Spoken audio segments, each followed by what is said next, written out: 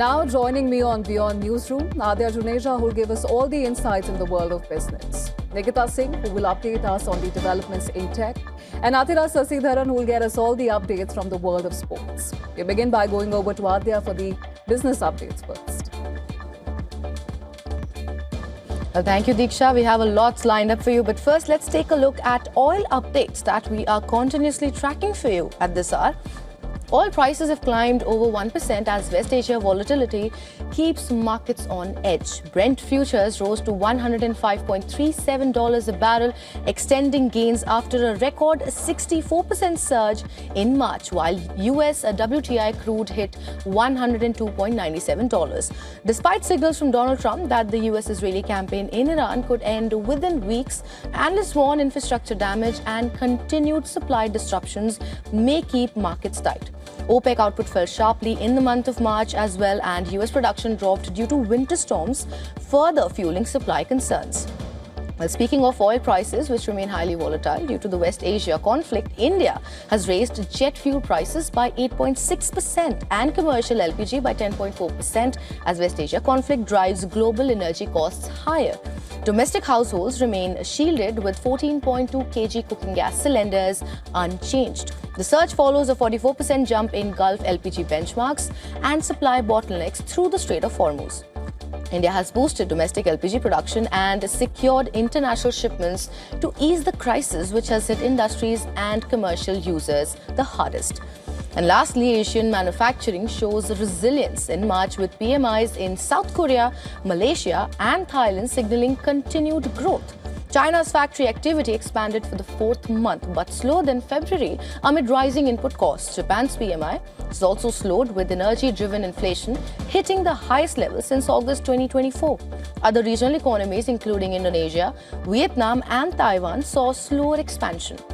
Analysts warn sustained high energy costs and prolonged geopolitical tensions could weigh on output, exports and jobs across Asia.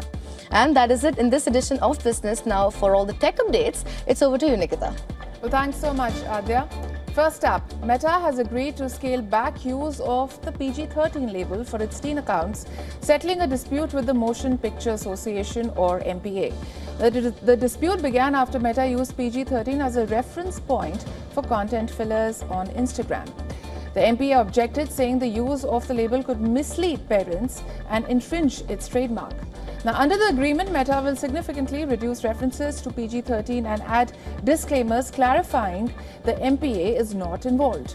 Meta said its teen safety policies will continue, but how they are described will change. The case highlights growing scrutiny over how tech platforms frame content safety for younger users.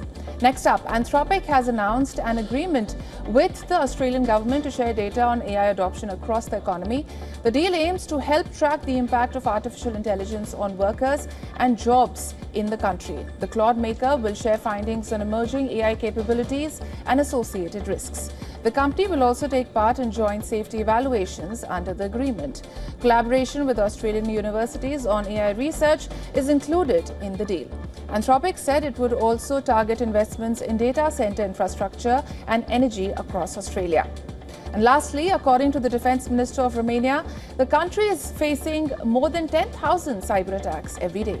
The Romanian official said that the attacks target state institutions and are part of a broader pattern of hybrid threats. The cybersecurity authorities of Romania have previously flagged cyber attacks and disinformation campaigns aimed at influencing elections. Now, Romania, a member of NATO, has also reported GPS jamming and security risks linked to the war in neighboring Ukraine. In 2024, during the election period, Romania recorded over 85,000 cyber attacks. Well, that's it from the world of tech. Now, my colleague Athra would be taking you through some sports updates across the globe. Over to you, Athra. Thank you so much, Nikita. Here are the top sports stories we are tracking for you at this hour. The 48-team lineup for the 2026 FIFA World Cup is complete following final qualifying playoffs. Iraq has grabbed the last available place at the World Cup, beating Bolivia 2-1 in their Interconfederation playoff. Ayman Hussain steered home a second-half winner to see the Iraqis become the 48th fifth team to qualify for the World Cup this year. Iraq is returning to the finals after a 40-year absence. They will compete in Group I alongside France, Norway and Senegal. Iraq will face Norway in their opening game on June 16th in Boston. Their second fixture will take place against France on June 22 in Philadelphia, and the final group game match against Senegal will take place 4 days later in Toronto, Canada. Staying with football, four-time champions Italy missed out a third consecutive World Cup after losing their playoff on penalties to Bosnia.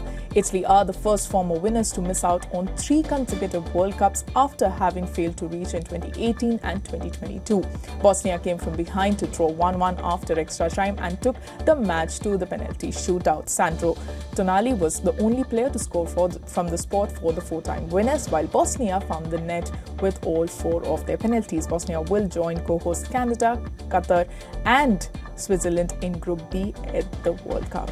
Lastly, Tiger Woods has said that he is stepping away for a period to seek treatment and focus on his health following an arrest after a crash.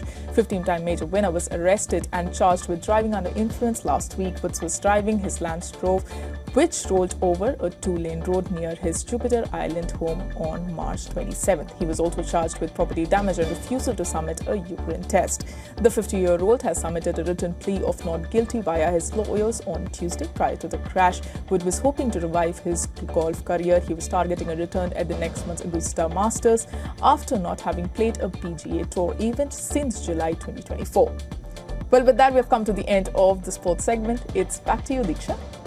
Thank you so much, Atira, Nikita and Adya for getting us all those updates. And with that, it's time for us to slip into a very short break. But don't go anywhere. More news and updates will follow on the other side.